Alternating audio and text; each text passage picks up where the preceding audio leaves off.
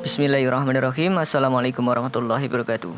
Sudah sewajarnya jika bayi yang baru dilahirkan akan menangis, karena itu merupakan pertama kalinya si bayi bisa melihat dunia. Justru jika bayi tidak menangis, berarti ada yang tidak beres dengan kondisi bayi tersebut. Menurut alasan medis, ketika bayi baru dilahirkan, bayi mengambil napas untuk pertama kalinya melalui perubahan peredaran darah. Dan dengan menangis, membantu membuka sirkulasi untuk mengirim oksigen melalui paru-paru. Tangisan pada bayi itu membantu membuka paru-parunya agar bisa menghirup oksigen. Wow sekali kan? Baru lahir udah bisa mandiri dan menyelesaikan diri. Kurang hebat apa coba? Ada beberapa kasus kalau bayi tidak menangis ketika lahir, biasanya ada sesuatu yang nggak beres, dan dokter harus segera menanganinya dengan berbagai cara medis agar bayi tersebut menangis. Videonya nggak kita tampilin di sini ya, lihat sendiri aja di menit ke-2,5. Oke, kita ada di channel Islam, tentunya kita akan bahas masalah ini dalam sudut pandang Islam. Uniknya, ketika biasanya bayi akan menangis ketika lahir ke dunia, tapi tidak begitu dengan Nabi Isa alaihissalam dan ibunya. Waduh, apakah ada masalah? Oh, tentu tidak. Inilah istimewanya. Untuk itu, simak video ini sampai selesai biar bisa memahami keseluruhan maksud dari video ini. Sebelum manusia dilahirkan ke dunia, manusia melewati alam rahim, dan sebelumnya lagi adalah alam ruh. Sebelum ruh, kita ini bukanlah apa-apa. Manusia bukan, udara juga bukan, apalagi ruh juga bukan. Pokoknya kita ini tidak ada dan tidak bisa disebut. Kemudian Allah lah yang menjadikan kita ada. Ini tercantum dalam surat Al-Insan ayat 1. Bukankah telah datang atas manusia satu waktu dari masa, sedang dia ketika itu belum merupakan sesuatu yang dapat disebut. Quran surat Al-Insan ayat 1. Maka dari itu bersyukurlah kita, karena kalau kita tidak diciptakan, apakah bisa kita menciptakan diri sendiri? Manusia merupakan makhluk terakhir yang diciptakan oleh Allah Subhanahu wa taala setelah sebelumnya Allah menciptakan makhluk lain seperti malaikat, jin, bumi, langit dan seisinya. Allah menciptakan manusia dengan dipersiapkan untuk menjadi makhluk yang paling sempurna, karena rencananya manusia diciptakan untuk menjadi khalifah atau pemimpin di muka bumi dan memakmurkannya. Wah, udah kayak pahlawan di film aja ya. Datangnya terakhiran. Ya itulah rencana Allah, kita tidak bisa protes mau diciptakan duluan atau belakangan.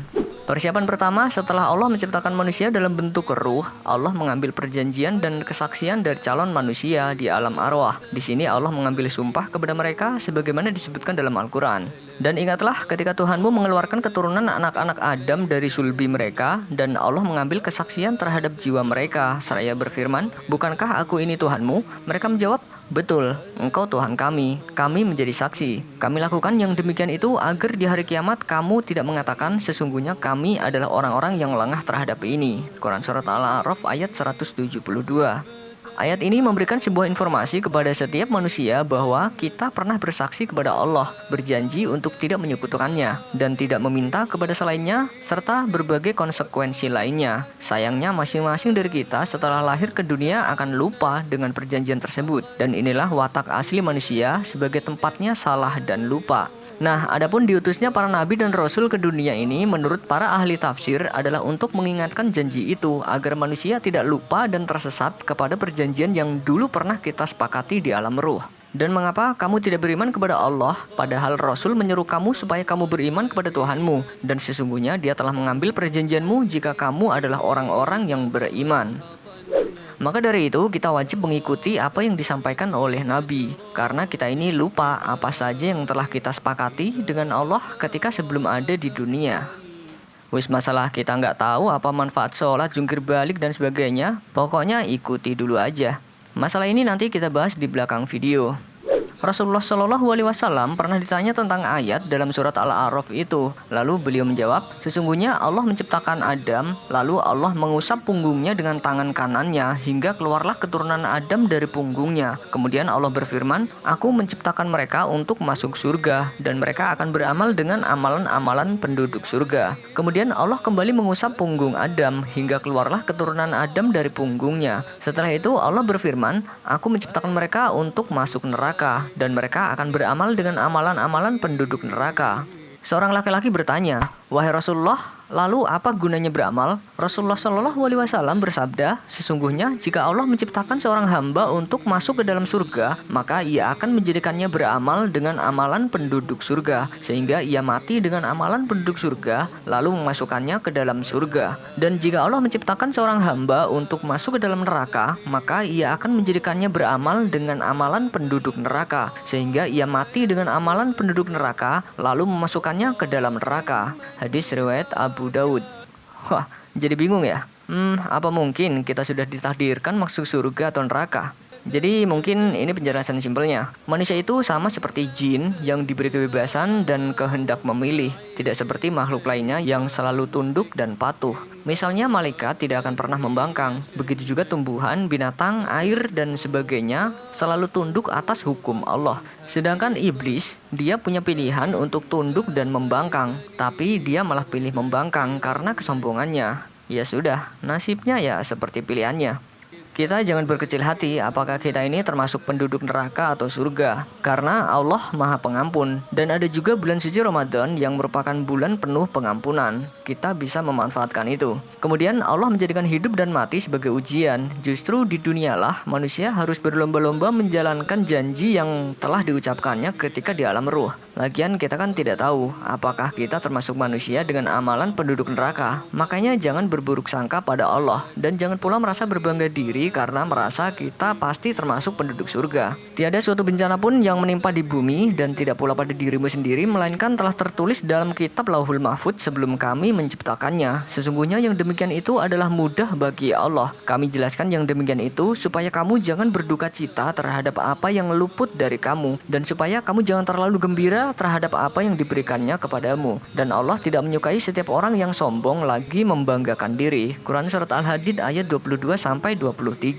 Wallahu a'lam bishawab. Kemudian hari kiamat itu akan datang ketika stok manusia di alam ruh itu sudah habis. Artinya sudah terlahir semua ke dunia, walaupun mepet-mepet hari kiamat. Begitu lahir, udah kiamat aja. Seperti keterangan Abu Muhammad Sahal, sehingga tidak akan berdiri kiamat sebelum semua keturunan yang telah diambil sumpah, kesaksian dan janjinya itu terlahir ke dunia. Allah melakukan perjanjian ini untuk menguji manusia dalam kehidupan dunia, agar pada hari akhirat nanti tidak ada satupun manusia yang akan mengingkari tentang keesaan Allah. Kan kemarin udah janji katanya. Atau agar tidak ada alasan manusia untuk mengatakan bahwa mereka mengikuti agama dari bapak dan nenek moyang mereka, sehingga mereka hidup di dunia dengan menyekutukan Allah. Kita tidak boleh menyalahkan Allah kalau ditakdirkan dalam keluarga yang kafir atau musyrik. Justru itu termasuk ujian. Musyrik atau tidaknya kita yang sudah akil balik juga bukan salah orang tua yang menyuruh, tapi salah kita sendiri. Kenapa kita tidak menggunakan akal untuk memilih? Sebelum akil balik, bahkan semenjak bayi baru lahir, manusia bahkan juga binatang dibekali dengan insting. Insting pertama adalah bergerak mencari makanan. Ketika masih bayi, tanpa disuruh atau tanpa belajar, bayi manusia maupun hewan sudah tahu bagaimana caranya agar susu bisa memancar masuk ke dalam mulut dan gimana caranya menelan. Subhanallah, itu modal yang diberikan Allah kepada kita. Kemudian insting yang kedua yaitu insting mencari informasi alias kepo. Pernah lihat kan, ada bayi yang tertarik dengan warna-warna atau gerakan? Binatang juga sama. Misalnya ada kucing kepo, pengen tahu apa yang gerak-gerak gitulah. Yang membedakan adalah binatang tidak punya akal. Dia tidak bisa menggunakan informasi yang dikumpulkan menjadi sebuah ilmu yang berguna. Manusia yang dibekali akal atau yang di dalam Islam ketika disebut sudah akil balik harus memikirkan adanya sesuatu dan kejadian atau fenomena. Dari situ ia ingin mengetahui sebabnya. Manusia tahu kalau hawa dingin itu bisa mengawetkan makanan. Untuk itu dia membuat kulkas agar makanan bisa dimakan besok. Ketika manusia melihat matahari lalu terbenam, ia bertanya di mana matahari itu pada malam hari. Ketika melihat mata air mengalir, ia akan bertanya dari mana datangnya. Melihat awan bergerak di langit, ia juga akan bertanya dari mana awan itu datang dan kemana awan itu pergi. Itulah yang harus terbesit dalam pikiran manusia yang berakal. Hal ini dimotivasi oleh instingnya yang kedua, yaitu rasa keingintahuan untuk memenuhinya. Ketika manusia terus mencari sebab gerak dan diamnya segala sesuatu, inilah jalan utama untuk memperoleh semua pengetahuan. Dan pengkajian manusia tentang sebab adanya sesuatu berujung pada siapakah yang mengadakan semua yang ada ini. Apakah dia ada dengan sendirinya atau ada Tuhan yang menciptakan? Jika ada Tuhan, maka siapakah yang harus disembah? Kepada siapa kita mengucapkan terima kasih? Subhanallah, segala puji bagi Allah, Tuhan semesta alam. Kemudian yang masih bertanya, apakah manfaat sholat, jungkir balik, dan sebagainya itu? Kalau untuk kesehatan, kenapa nggak senam atau nge-gym aja? Inilah kesalahan dalam beriman. Kalau kita beriman berdasarkan suatu bukti ilmiah, maka lama-kelamaan iman akan lemah. Karena nantinya ada solusi yang lebih mutakhir. Misalnya, orang-orang zaman dulu menghindari seks bebas karena bisa mengakibatkan kehamilan di luar nikah dan keluarganya bisa malu. Tapi sekarang sudah ada alat kontrasepsi yang parahnya bisa dijual bebas. Jika larangan itu sudah ditemukan solusinya, apakah larangan itu sudah tidak berlaku? Begitu juga video kita yang masalah leher babi kemarin. Banyak yang salah tangkap maksud video ini. Dan banyak yang bertanya, apakah kalau babi bisa disembelih tanpa menimbulkan rasa sakit, babinya itu bisa halal? Video itu bukan bertujuan ke sana ya, tapi untuk mencari pengetahuan apa saja yang didapat dari pembahasan masalah. Kalau mau babi jadi halal secara agama ya, tinggal dirubah aja ayatnya. Tapi kan Islam nggak bisa begitu. Oke, next. Sama halnya seorang janin dalam rahim ibu. Seorang janin.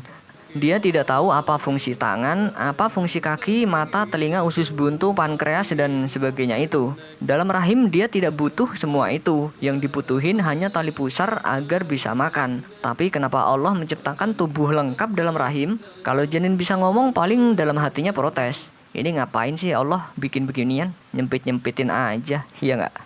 Tapi Allah Maha tahu kita akan membutuhkannya ketika kita sudah lahir ke alam selanjutnya, yaitu alam dunia. Untung kemarin pas di rahim nggak minta dihilangin aja ya. Karena kalau dihilangin kita akan kesulitan ketika sudah di alam selanjutnya ini. Dari sini masuk akal lah kenapa Allah memerintahkan sholat, puasa, dan sebagainya yang mungkin dari kita tidak paham apa fungsi sebenarnya. Kalau untuk kesehatan kan bisa diet, senam, atau minum obat. Ternyata nanti akan berguna di alam kehidupan selanjutnya, yaitu alam akhirat. Apalagi ini jelas sudah diperintahkan oleh Allah. Dan aku tidak menciptakan jin dan manusia, melainkan supaya mereka mengabdi kepadaku. Quran Surat Az-Zariyat ayat 56. Maka apakah kamu mengira bahwa sesungguhnya kami menciptakan kamu secara main-main saja, dan bahwa kamu tidak akan dikembalikan kepada kami? Quran Surat Al-Mu'minun ayat 115. Jadi Allah tidak pernah main-main dalam menciptakan dan memerintahkan makhluknya. Hanya kitanya aja yang tidak tahu apa maksud sebenarnya. Karena hanya Allah yang maha benar. Kita kembali ke topik bayi yang menangis ketika dilahirkan. Alamah Sayyid Abdullah bin Alawi Al-Haddad menjelaskan bahwa tak seorang pun bayi selamat dari tempelengan setan ketika baru dilahirkan, sehingga mereka menangis sebagaimana kutipan berikut ini. Ketika manusia dilahirkan dalam perut rahim ibunya, ia menangis keras. Hal itu disebabkan ia ditempeleng oleh setan terkutuk yang tak seorang pun selamat darinya kecuali Nabi Isa putra Maryam dan sang ibu alaihissalam. Hal itu disebabkan Allah melindungi mereka berdua karena ibu dari Siti Maryam, yaitu istri dari Imran, sebelumnya pernah berdoa demikian. Dan sesungguhnya aku mohon perlindungan kepadamu untuk dia dan keturunannya dari gangguan setan yang terkutuk. Juga disebutkan dalam hadis ketika iblis datang untuk menusuknya, maka tusukan itu mengenai tabir. Nabi Isa alaihissalam dan ibunya Siti Maryam alaihissalam adalah satu-satunya yang selamat dari tempelengan setan karena Allah melindungi keduanya. Dan inilah salah satu keistimewaan dari Nabi Isa alaihissalam dari banyak keistimewaan lainnya. Dan mungkin karena itu juga Nabi Isa alaihissalam yang ditunjuk oleh Allah untuk membinasakan Dajjal, yang mana fitnahnya membuat banyak umat Islam terbujuk oleh rayuannya. Bisa saja karena semua manusia telah ditusuk matanya oleh setan. Jadi umat manusia ini tidak bisa membedakan mana yang benar dan mana yang salah. Tapi tidak begitu dengan Nabi Isa alaihissalam yang tidak pernah ditusuk matanya oleh setan maupun diganggu, karena beliau telah dilindungi oleh Allah berkat doa dari neneknya. Dalam artian, beliau alaihissalam tidak bisa dihipnotis oleh halusnya rayuan Dajjal. Kalau dihipnotis, nggak kena gitu. Tujuan iblis dan setan dalam aksinya menusuk mata bayi yang baru lahir adalah untuk mempengaruhi manusia agar menyimpang dari fitrahnya, yakni beriman tauhid dengan bersaksi bahwa Allah adalah Tuhan satu-satunya yang wajib disembah. Sementara itu, latar belakang orang tua juga menjadi faktor lupa atau ingatnya manusia terhadap janji kepada Allah Subhanahu wa taala. Dikatakan dalam sebuah hadis, Rasulullah SAW telah bersabda, seorang bayi tidak dilahirkan ke dunia ini melainkan ia berada dalam kesucian atau fitrah. Kemudian kedua orang tuanya lah yang akan membuatnya menjadi Yahudi, Nasrani ataupun Majusi. Hadis riwayat Muslim. Salah satu contoh fitrah, tahu kalau anak bayi, anak-anak itu mengenal Tuhannya, bahkan mengetahui kalau Tuhan itu ada di atas langit sana. Maka coba lihat kalau anak-anak masih belum terkontaminasi dengan pemikiran yang tidak benar. Coba tanyakan di awal-awal umurnya 3 tahun. Dan subhanallah, saya lakukan ini pada anak-anak saya. Coba tanya di mana Allah. Pasti secara fitrah dia tunjuk ke langit. Saya awalnya ragu, benar gak nih? Saya tunggu sekitar 2-3 tahun. Pas 3 tahun anak saya pertama perempuan, langsung saya tanya, nak, di mana Tuhan? Awal saya bilang gitu, di mana Tuhan? Kemudian dia masih melongo, kayak belum jawab. Saya jelaskan, saya tatap matanya, saya bilang, nak, di mana Allah? Subhanallah, dia angkat jarinya ke langit, nunjuk seperti guru saya bilang. Ada anak saya yang kedua, saya tanya lagi sama kasusnya. Anak saya yang ketiga, saya tanya sama kasusnya. Yang keempat, saya tanya sama kasusnya. Maka saya bilang, berarti penelitian fitrah ini betul-betul luar biasa nih. Untuk itu, jika manusia dilahirkan dalam keluarga yang kafir atau musyrik, seharusnya dia berpikir menggunakan akalnya ketika sudah akil balik untuk mencari kebenaran dan mengikuti sang pengingat, yaitu para nabi, karena manusia sudah lupa dengan janjinya kepada Allah. Dan adalah sunnah hukumnya mengumandangkan azan di telinga kanan si bayi yang baru lahir dan iqomat di telinga kirinya. Hal ini tak lain merupakan upaya penyelamatan terhadap si bayi agar ia tetap dalam fitrahnya, yakni beriman tauhid hanya kepada Allah Subhanahu wa Ta'ala. Semoga kita termasuk orang yang selalu ingat terhadap janji kita kepada Allah Subhanahu wa Ta'ala. Wallahu a'lam bishawab. Wassalamualaikum warahmatullahi wabarakatuh. فإن لاقيتني سأذكرنك فإن لاقيتني سأذكرنك